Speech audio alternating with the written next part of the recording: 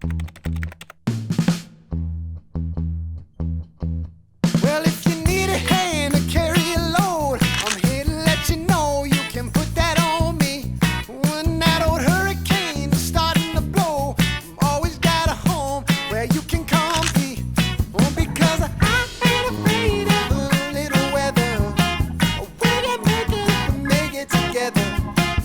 When I tell you that I got you, and I'm here rain, sleet, snow, or whatever.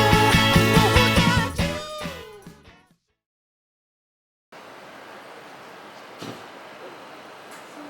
Hey, merci à toi d'avoir cliqué sur cette vidéo parce qu'aujourd'hui on se retrouve pour la partie 2 de mon solo trip au Japon.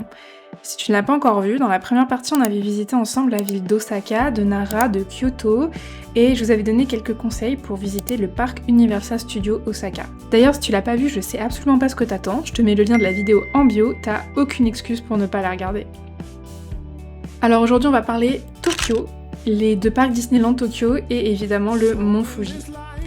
Évidemment, je le dis maintenant, parce que je vais pas me répéter pendant la vidéo, mais n'hésite pas à t'abonner, à liker ou bien même à laisser un petit commentaire, moi ça me ferait grandement plaisir, et surtout ça me soutient énormément sur cette chaîne. L'intro étant faite, on peut partir ensemble direction Tokyo. Ma deuxième semaine au Japon était consacrée à l'une des plus grandes mégalopoles du monde, j'ai nommé Tokyo. Avec ses 38 millions d'habitants, soit plus de la moitié de la population française en une seule ville, oui, c'est énormissime. Vous comprenez pourquoi j'ai décidé de consacrer à cette ville une semaine entière. Et encore, j'ai loin, mais alors loin d'avoir fait tout ce que je souhaitais faire dans cette ville. Pour arriver dans la capitale japonaise, je suis partie de l'ancienne capitale, aka Kyoto, en Shinkansen. Le Shinkansen, c'est le train à grande vitesse qui est extrêmement populaire au Japon, qui roule, non que dis-je, qui vole à 240 km/h. Donc Tokyo à Kyoto ne sont pourtant pas côte à côte, mais ça fait à peine 2 heures de trajet. Faut pas se mentir, c'est pas donné, mais honnêtement c'est une vraie expérience en soi. J'ai même pu voir le mont Fuji de la fenêtre, bon malheureusement j'étais pas du bon côté. D'ailleurs, c'est pas un mythe, tous les trains que j'ai pu prendre au Japon n'avaient pas une seule seconde de retard. Je vais être à 100% honnête avec vous, je me suis pris une sacrée claque en arrivant à Tokyo. J'avais passé le début de mon séjour dans des villes assez traditionnelles, plutôt calmes, et là, je me prends cette ville en pleine tronche. Des buildings de centaines de mètres absolument partout autour de moi, je me suis sentie hyper oppressée. Heureusement pour moi, le quartier de mon hôtel était très tranquille, c'était le cliché de la banlieue tokyoïte que l'on peut voir dans les films ou dans les animés, c'était Nihonbashi. Un quartier que je n'aurais jamais visité si je n'y avais pas mon hôtel, et franchement, j'aurais pu passer toutes mes journées dans ce quartier tellement j'ai aimé. Bon, évidemment, j'ai fait tous les quartiers bien connus au Japon, et on va commencer par un flop pour ma part, qui était le quartier de Akihabara. Alors oui, je préfère tout de suite commencer par le négatif, comme ça on parle que de positif après. Alors Akihabara, c'est le quartier de l'électronique à Tokyo, c'est souvent appelé le repère à geek. Vous auriez tous les magasins où vous pouvez trouver des figurines d'animé, des magasins où vous pouvez acheter une Nintendo DS à 10€, ou encore des PS1, et j'en passe. Et en tant que personne qui a beaucoup, mais alors beaucoup joué aux jeux vidéo étant plus jeune, je pensais que ce quartier allait me parler, mais en fait, pas vraiment. Ce qui m'a vraiment déplu dans ce quartier, c'est que j'ai découvert l'existence des maid cafés. Plus je m'enfonçais dans ce quartier et plus je voyais des femmes extrêmement maquillées et habillées extrêmement court, principalement en costume de domestique ou de soubrette, je sais pas trop, alors qu'on était en plein mois de janvier. Dans le but d'attirer du monde, bon, principalement des hommes, on va pas se mentir, dans des cafés où les serveuses sont très peu habillées et où parfois on doit les appeler maîtresses. Enfin, je vais pas aller dans le détail parce que c'est pas du tout le but de la vidéo, mais je pense que vous avez compris où je veux en venir. Honnêtement, je sais que je vais en perdre plus d'un en parlant de Akihabara en négatif, mais je préfère être honnête. Et oui, le Japon c'est sublime, il y a aussi des parts sombres qu'il ne faut pas oublier, notamment la prostitution et la condition de la femme qui est catastrophique. Je suis pas le genre de personne à avoir le mal partout, mais là je peux vous promettre que ça m'a mis plutôt pas bien pour le reste de la journée. Et contrairement à moi, vous serez au courant si vous décidez d'aller au Japon un jour, et peut-être que ça vous choquera moins que moi, je sais pas. Si vous êtes déjà allé au Japon, dites-moi en commentaire si c'est quelque chose qui vous a choqué ou si je suis la seule. Maintenant qu'on a vu la partie sombre de ce voyage, on peut enfin passer au positif avec tous les autres quartiers que j'ai adorés. Déjà, un de mes gros coups de cœur, c'est le quartier de Harajuku.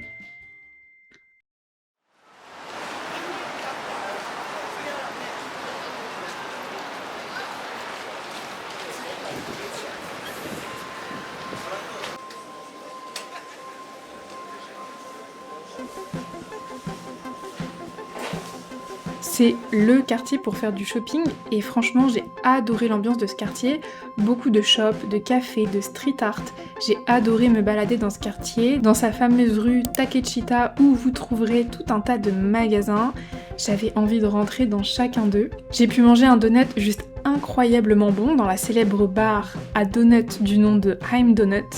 J'ai pu visiter un shop Harry Potter avec une déco incroyablement belle.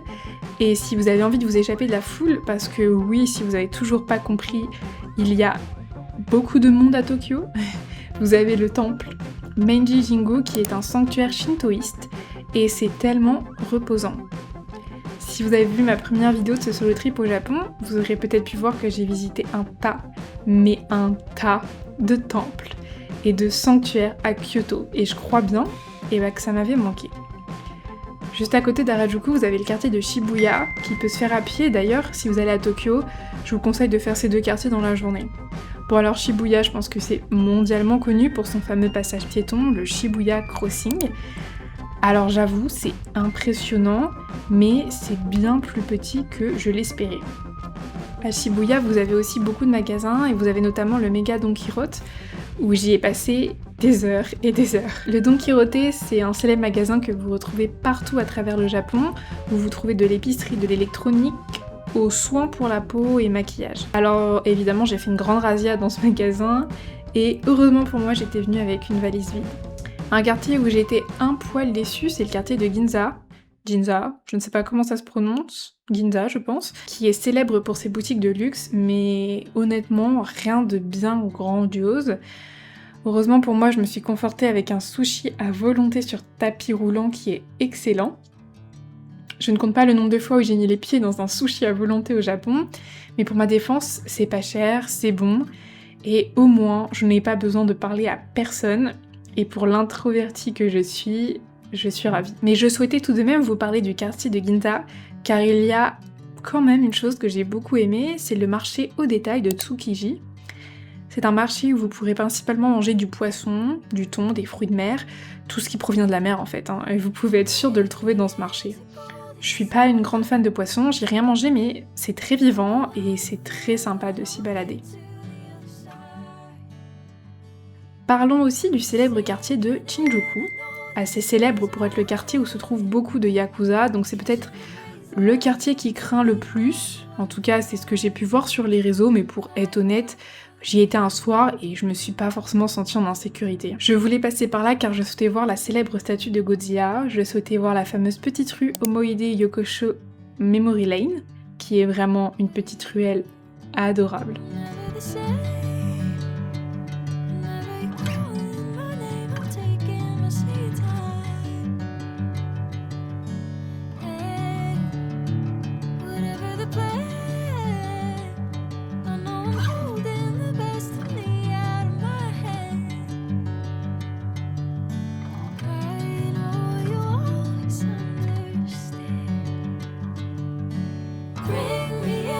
Golden sunlight. If I'm going with you, I know we'll get to the other side.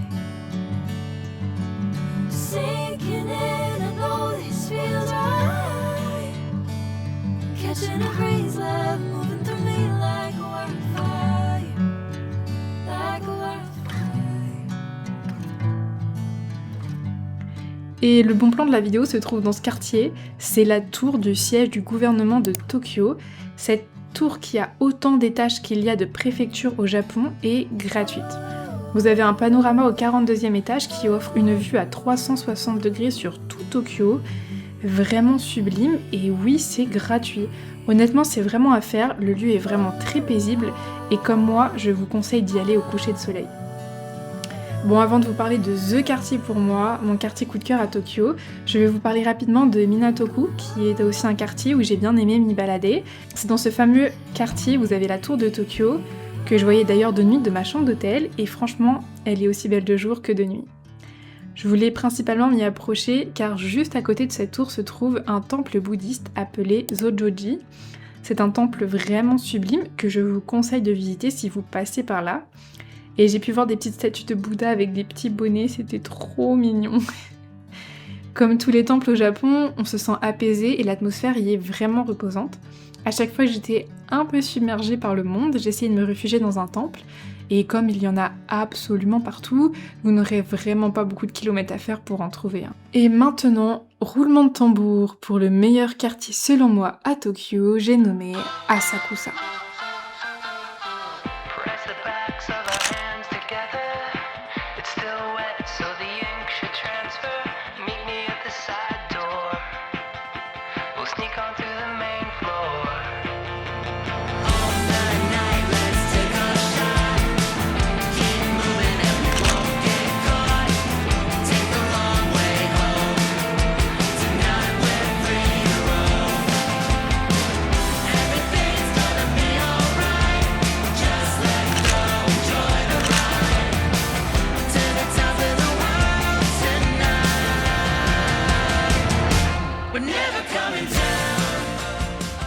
Situé au nord-est de Tokyo, j'ai tellement aimé ce quartier que j'y suis allée 2 jours de suite.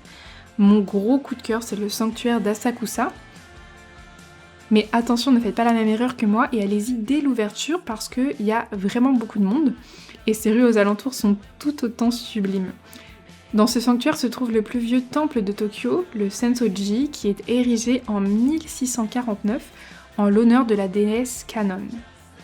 J'ai adoré me balader et me perdre dans ce quartier vraiment très typique du vieux Tokyo et j'ai pu manger le meilleur taiyaki de mon voyage, ce célèbre gâteau en forme de poisson. Je vous mets l'adresse juste en bas à gauche et il faut absolument y aller. J'ai pu visiter aussi un autre petit temple assez méconnu des touristes, c'est Imado Shrine. Imado Shrine, je sais pas comment on prononce, mais je le note aussi. Un temple dédié au fameux Lucky Cat, ce chat qui bouge la patte et qui est censé nous apporter de la chance dans la vie. Ce temple est adorable et il y avait vraiment des chats partout, mais absolument partout.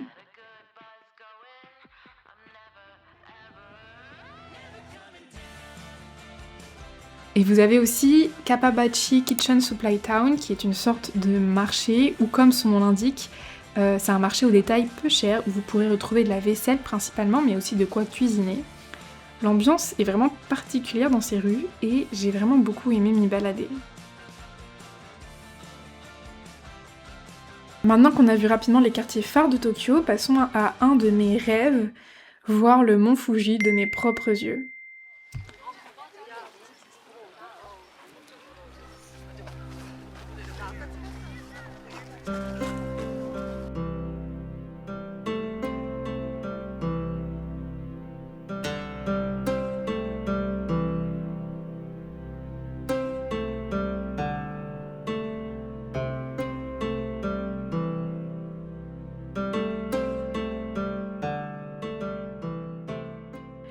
Pour cette journée, je voulais tellement qu'elle soit parfaite que je vous avoue j'ai longtemps hésité.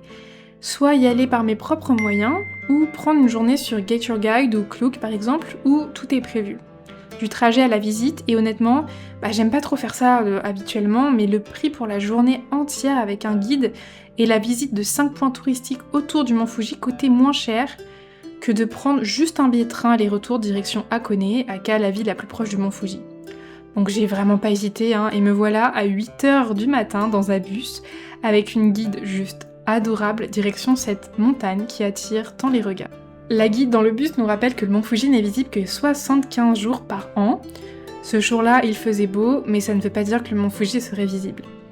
Alors j'ai croisé fort les doigts, et quand je l'ai vu au loin, aussi beau qu'imposant, j'étais à 2 doigts de lâcher ma petite larme.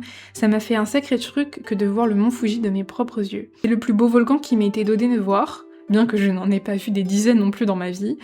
Grâce à la journée prévue avec la guide, j'ai pu apprendre tellement de choses que j'aurais sûrement pas appris en venant aussi par mes propres moyens. Je n'ai absolument pas regretté cette journée. J'ai pu visiter Ochino-Akai, un petit village adorable au pied du mont Fuji, où ces 8 bassins sont apparemment les eaux les plus pures qui puissent exister. Avec ses petites maisons et ses toits de chaume, c'était vraiment une sacrée carte postale. J'ai pu aussi visiter le parc Oishi, qui avec le plus grand lac autour du mont Fuji donne une très belle vue sur ce volcan, et aussi le temple Arakakurayama Sengen Park, où après avoir monté quelques marches, vous avez une vue juste splendide sur cette belle montagne enneigée. C'était, je pense, une des plus belles journées de mon voyage. Assez fatigante, car on passe beaucoup de temps sur la route tout de même, mais je suis tellement reconnaissante aujourd'hui d'avoir pu voir le mont Fuji de mes propres yeux. Pour conclure ce vlog et ce solo trip au Japon, parlons maintenant de Disneyland Tokyo.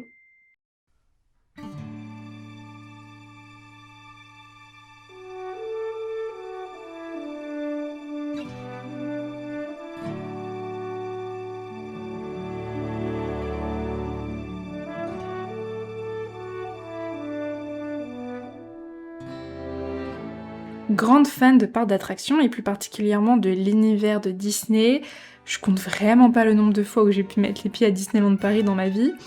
Mon rêve d'ailleurs serait de faire tous les Disney du monde. Alors quelle ne fut pas ma joie de découvrir mon deuxième parc Disney, et pas des moindres, car je pense que c'est l'un des plus beaux. Ce Disneyland se compose de 2 parcs, Disney Sea et Tokyo Disneyland. Pas besoin de vous dire que ces 2 parcs sont immenses et que par conséquent il est impossible de les faire en une journée. Mais je suis têtue et j'ai voulu tenter car j'avais qu'une seule journée à consacrer à ce magnifique parc. Évidemment ce fut un échec, mais au moins j'ai pu voir un peu des 2 parcs dans la journée.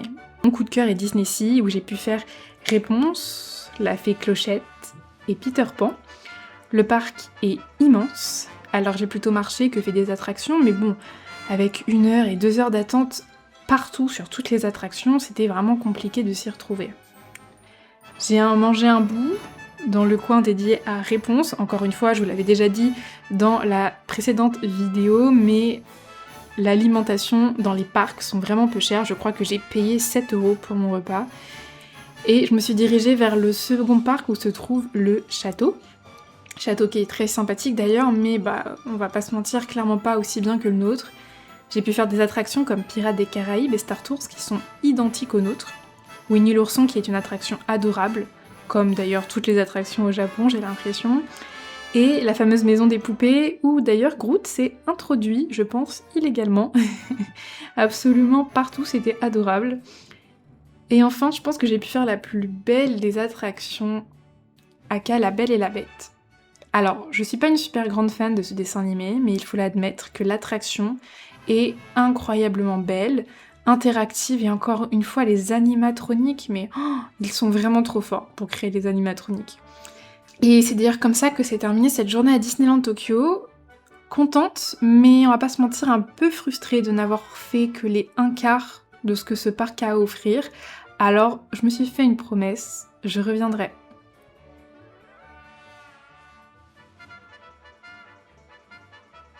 C'est sur cette dernière journée que mon solo trip au Japon s'est terminé. Une bonne dizaine d'années que je rêve de ce voyage et je pensais pas le faire en solo trip pour être honnête. Mais si j'ai bien compris quelque chose ces dernières années dans ma vie, c'est qu'à force d'attendre des personnes pour faire des activités ou pour voyager, eh bien on ne fait jamais rien. Je suis heureuse et fière de m'être amenée moi-même dans ce trip. Je regrette rien. Aucun de mes choix, je regrette aucun des lieux que j'ai pu visiter, je regrette pas l'argent que j'ai pu y mettre dans ce voyage. Mais comme beaucoup de fois, quand je pars dans un pays qui me plaît autant, revenir en France, c'est douloureux. Je suis partie à une période qui marquait un cap dans ma vie et j'avais besoin de réfléchir. Bon, malheureusement, je suis rentrée encore plus perdue que je ne l'étais, mais ce voyage au Japon, m'a changé. Le Japon change les gens. Ouais, je le dis, le Japon change les gens. Ce pays nous donne une autre vision de la vie. Et j'ai déjà hâte de pouvoir y remettre les pieds un jour. Merci d'avoir regardé cette vidéo et si elle t'a plu, eh bien n'hésite pas à lâcher un petit like, un petit commentaire et puis abonne-toi quoi. Je te dis à très vite pour ma prochaine vidéo car on se retrouvera encore une fois en Asie car on ira en Corée du Sud. Bye!